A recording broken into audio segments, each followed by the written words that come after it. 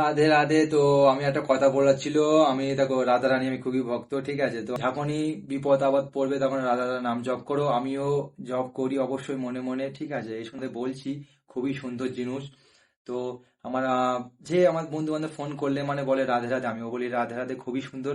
দেখো, আমার থেকে একটা নাম ছড়িয়ে যাওয়া মানে আমি একটা ভালো কাজ করছি, ঠিক আছে? তুমিও একটা ভালো কাজ করছো, কেন যে তুমি রাধা রাধা নামটা সব জায়গায় ছড়াচ্ছ, অবশ্যই ছড়াও। তো সবাই ভালোই থেকো, ঠিক আছে? তো সামনে সরস্বতী পুজো আসছে, তোমাদের মনে করে দিলাম।